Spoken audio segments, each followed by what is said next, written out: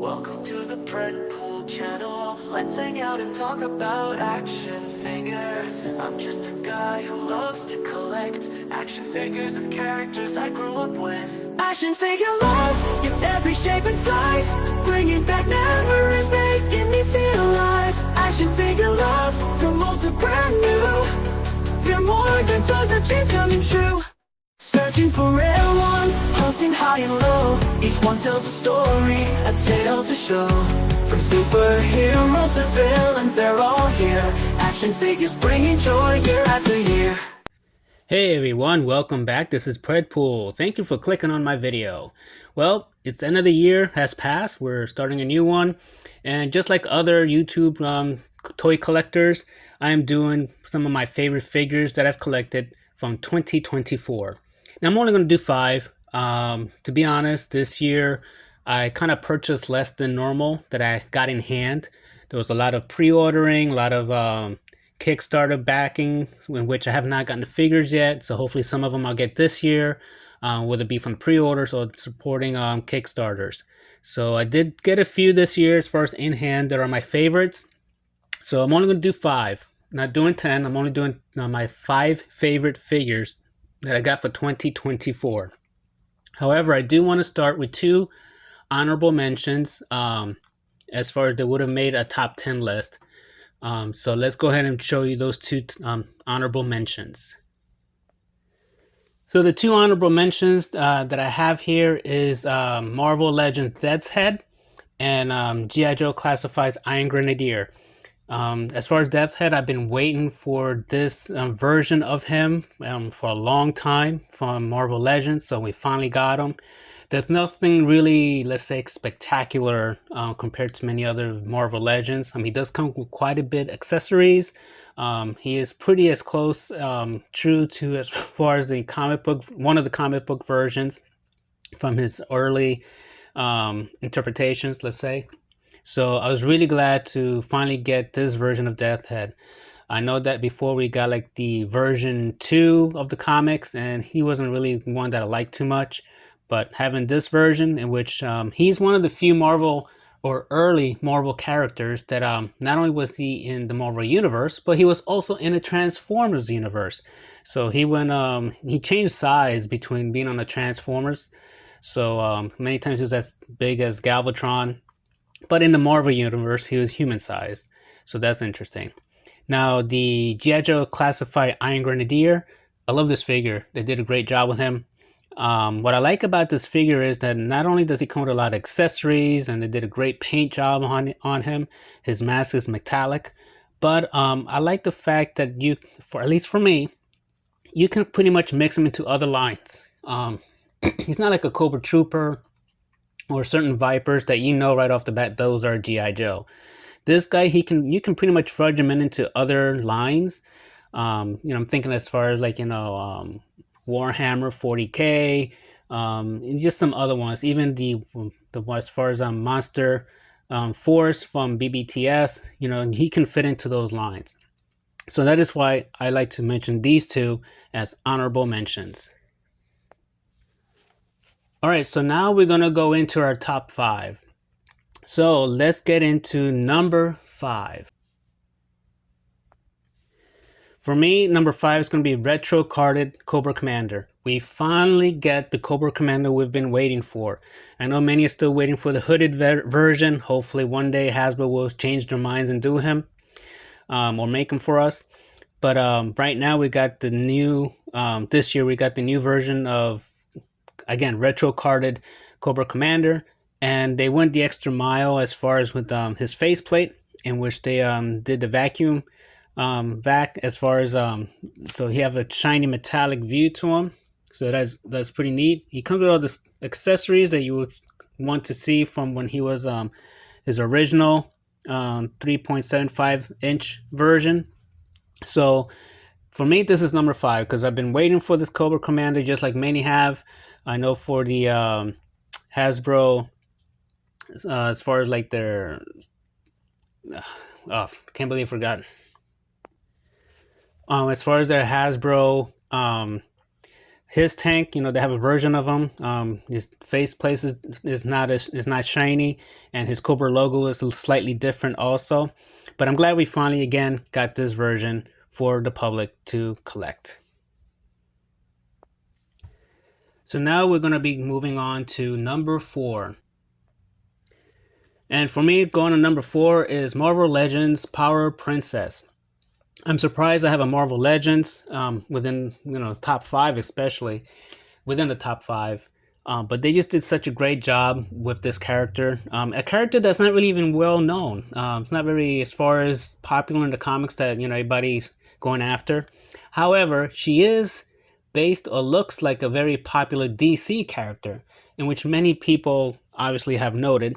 And you'll see quite a bit of customizers painting this figure into the Wonder Woman look. And often with Marvel Legends, you'll notice that for the most part, either the figures stay as far as the retail price, or they stop dropping. Not in her case. You try to, at the filming of this video, her prices actually has gone up. If you try to buy her online and trying to find her in retailers. So she's in high demand because of the sculpt. Again, as far as the articulation, typical Marvel Legends, but there was no QC issues with her really. So definitely one of my favorite figures that I've collected for this year. She kind of came skimming through the end of 23, beginning of 24. I didn't get her until the beginning of 24, so she's going to be into my 24 as the number 4 spot within my top 5. So now we're going to be moving on to the number 3 spot. And on number 3, came in late this year, but I finally got him. Animal Wars: The Kingdom Mongrel. Mongrel pretty much has similar, basically the same buck. However, he does have a new head sculpt, which is articulated jaw. And they have added as far as fur to the top of his shoulder to further give him the hyena look. So definitely a great figure. They generally make great figures to begin with, but we see as they keep moving on with the different series that they're coming out with, they keep progressing and improving on their lines. So as soon as I got this figure, I fell in love with him. He is almost want to keep buying more to army build him. But definitely a great figure to collect. I really, again, glad I got him and highly recommend getting this figure from Animal Warriors of the Kingdom Mongrel. So now we're going to be going to our number 2 spot. This number 2 spot is one very close to number 1. So let me go ahead and show you who is number 2. King Conan from Mezco. Now, I was kind of debating as far as putting a number 1. He's still similar to the first 2 versions that came out from Mezco. He's the 3rd one. The only difference is he does have double jointed elbows. And, obviously his accessories are different from the other 2 versions from Mezco, which each one did have their own different accessories. But again, great accessories. Double jointed elbows have been added now. You can interchange the accessories between the 3 versions that Mezco has produced.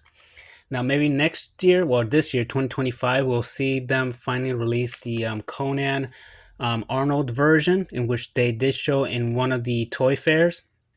So hopefully we get to see that. It's supposed to be the one when he invades. He's decoed in the black and the white.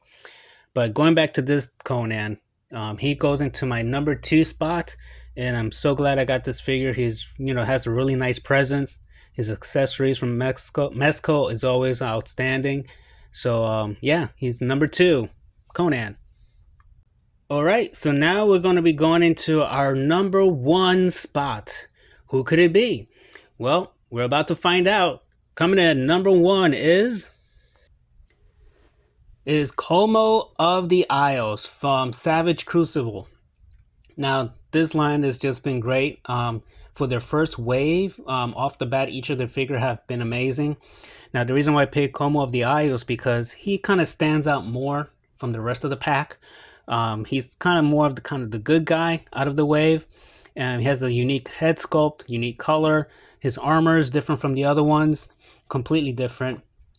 And again, what I like about this figure, aside from the sculpt and the paint work that is excellent, the articulation is excellent, is the company behind it.